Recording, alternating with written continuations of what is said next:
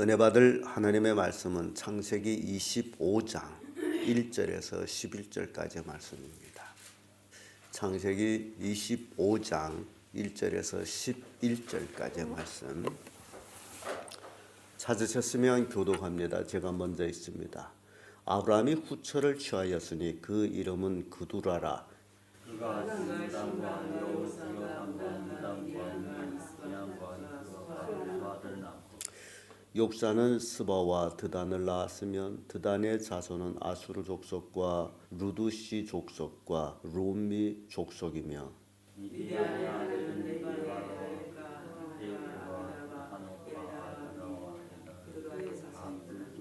아브라함이 이삭에게 자기 모든 소유를 주었고 자기 손자들에게도 셈을 주어 자기 생명의 글로 자기 아들 이삭을 전하 건망고 동국으로 가리었더라.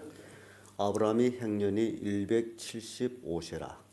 그가 수고하고 나이 많아 기운이 지나여 죽어 자기 열조에게로 돌아가며 그 아들 이삭과 이스마엘이 그를 마물의 앞 헷 족속 소알의 아들 에브론이 밭에 있는 막멜라 굴에 장사하였으니 거기서 살 밭상 아브라함과 그 아내 사라가 누이 장사하시니라.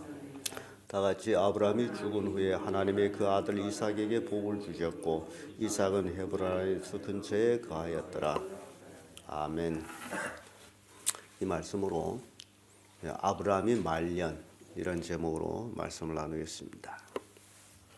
성경을 쭉 보면서 우리에게 교훈을 주는 것이 있다면 시작도 중요하지만은 끝도 중요하다라는 교훈을 주고 있습니다. 신앙생활은 시작과 끝이 일관하게 늘 하나님의 은혜가 충만한 삶을 사는 것이 신앙의 삶이라고 생각합니다.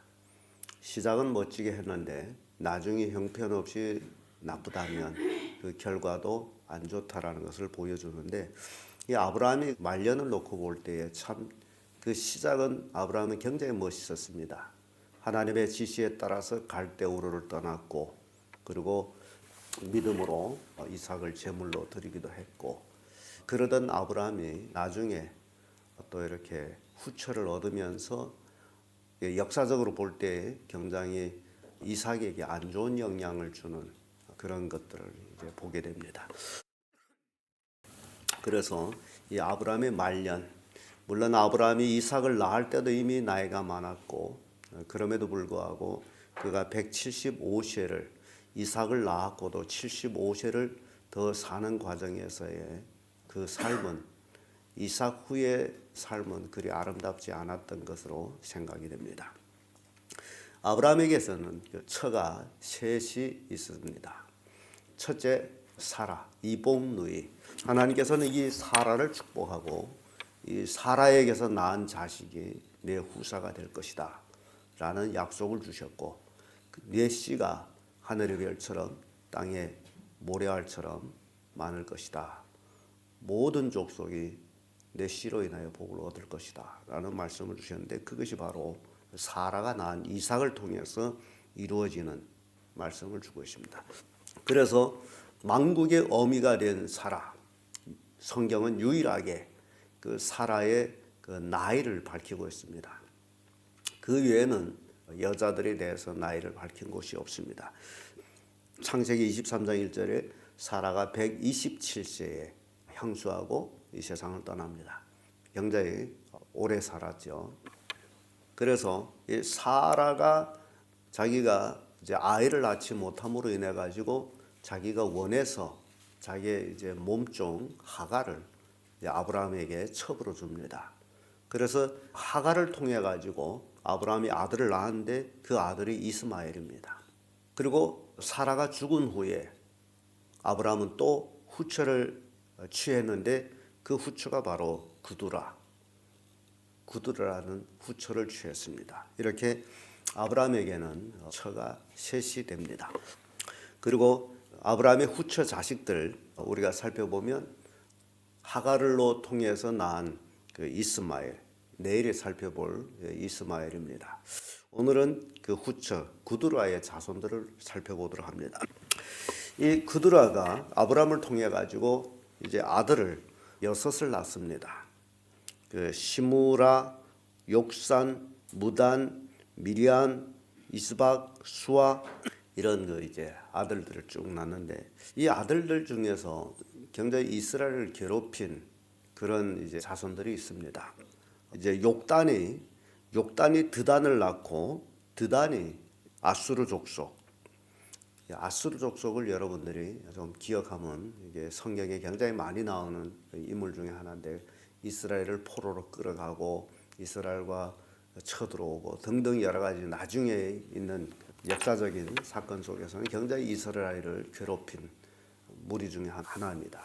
그러면 우리가 돌이켜서 이렇게 생각해 볼 때에 하나님께서는 사라를 통해서 이삭을 그의 후사로 기업을 이룰 자로 주었지만은 아브라함이 기다리지 못해 가지고 이스마엘을 낳았고 또 사라가 죽은 후에 또 후처를 얻어서 또 자식들을 낳는데 이스마엘이나 그두라 후처를 통해서 낳은 모든 자식들이 결국 이삭을 괴롭히는 자들이다라는 것을 역사적으로 우리에게 보여주는데 이스마엘 후손으로서의 지금 현 시대에 가장 이제 많이 번식한 아랍인들을 놓고 얘기하죠.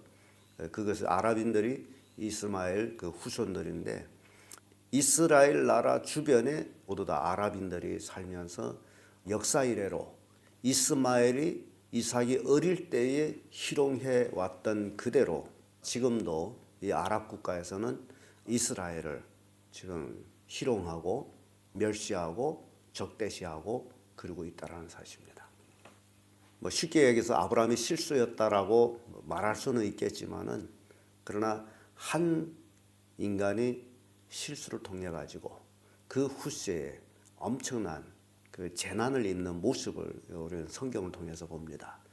그래서 이러한 성경의 그 교훈을 따라서 우리가 살아갈 때 나라는 한 인간이 별거 아니라고 생각하고서 행했던 그 어떤 하나의 실수라도 나중의 결과는 굉장히 큰 파장을 일으키는 결과를 낳고 있다라는 교훈을 우리에게 주고 있습니다. 아브라함의 두 후처 하갈이나 그두라나 이들이 낳은 자식은 이삭에게 도움은 되지 아니하고 오히려 이삭을 해하는 그런 이제 자식들이 됐다라는 사실입니다. 그래서 그 원인을 우리가 생각해 볼 때에 아브라함은 이스마엘을 그 엄마 하갈과 같이 물 한 가죽 부대에 이제 쫓아냅니다. 굉장히 한 남자로서의 무책임한 그런 이제 행위죠. 어차피 자기가 데리고 산 여자지 또 자기 아들이지 그럼에도 불구하고 그는 그들을 쫓아냅니다. 그래서 창세기 21장 19절을 보게 되면 아브라함이 하갈과 이스마엘을 쫓아내는 모습을 봅니다. 여러분 생각해 보세요. 그때 당시에 이스마엘은 이제 나이가 들어서 아버지한테를 쫓겨나가는데 아무 재산도 주지를 않았어요. 그러면 그 아들에게 있어서 굉장히 큰 악감을 결과적으로는 이삭에게 품게 됩니다. 저놈 때문에 우리가 이렇게 거지처럼 쫓겨났다. 아브라함은 그때 당시에 큰 부자였는데 그런 생각을 하게 될 것이고 또 이 구둘라 후처를 통해서 낳은 자식들에게도 똑같습니다. 5절의 말씀 보게 되면 아브라함이 이삭에게 자기 모든 소유를 주었고 아브라함은 자기 모든 소유를 이삭에게 주었습니다. 그리고 이제 6절에 와서 자기 서자들에게도 재물을 주어 자기 생전에 그들로 자기 아들 이삭을 떠나 동방 곧 본국으로 가게 하였더라. 서자들 후처의 아들에게도 재물을 조금씩 주어 보냈다. 여기서 이스마엘은 물 한 가죽 부대에 쫓아보냈지만은 이 그둘라 자식들에게는 그래도 재물을 조금씩 주고서 동쪽으로 여러분들이 성경 읽으면 늘 이스라엘 그 대적이 동쪽으로 표현되어 있습니다.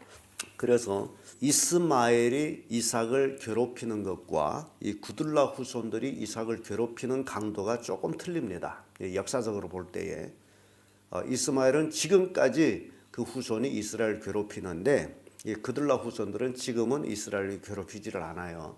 지금 가장 크게 괴롭히는 것은 이스마엘 후손 아랍인들입니다.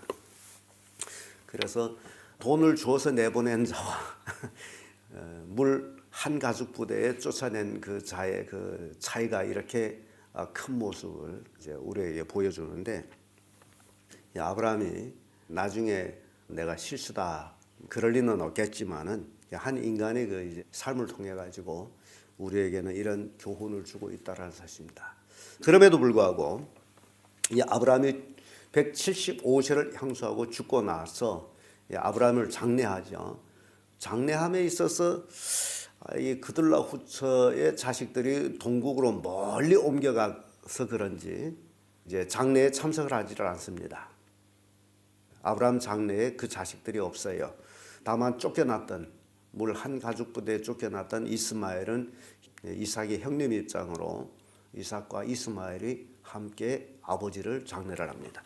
그것도 그 장지는 막벨라 굴이라고 아브라함이 에브론에게 이제 산 땅이죠. 그래서 거기에 우선 먼저 사라가 장사되었던 곳이고, 그리고 이제 아브라함이 거기에 이제 또 장사됩니다.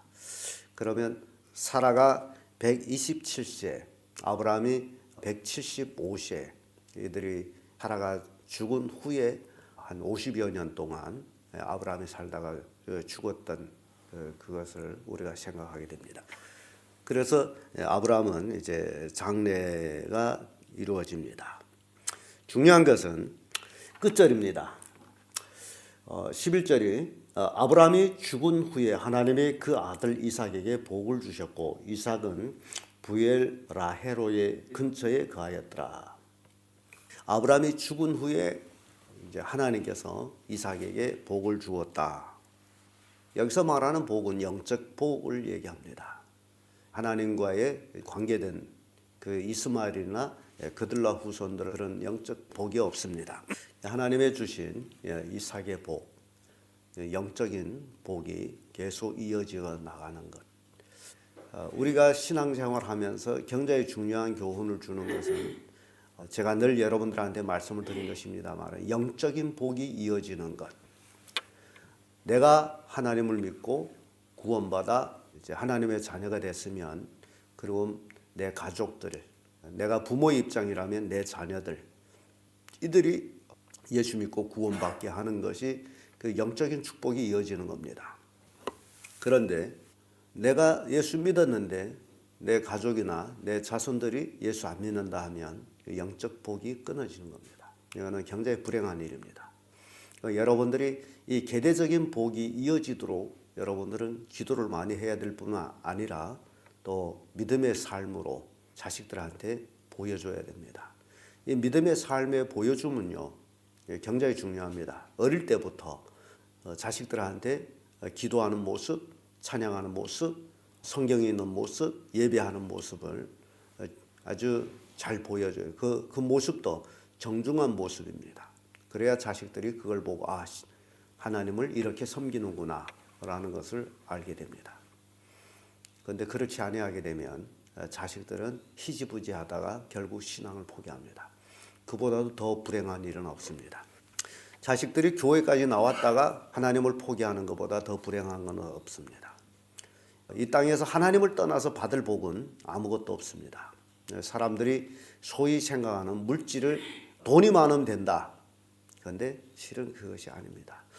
그래서 돈보다 더 중요한 것이 있다면 바로 하나님의 주시는 복, 영적인 복, 하나님과 함께하는 복, 하나님과 함께할 때에 비로소 형통한 복, 이런 것들을 여러분들이 마음속 깊이 간직해야 됩니다. 부모의 삶, 그것은 자녀들에게 굉장히 영향을 많이 미친다. 참 행운스러운 것은 이스마엘하고 이삭 그리고 그둘라 자손들을 이렇게 대비해 볼 때에 여기서 가장 중요한 것은 이삭이라는 그 아들은 제물이 돼가지고 제단까지 올라갔다 내려온 아들입니다. 모리아산에서 하나님께 제물이 됐던 아이가 바로 이삭입니다.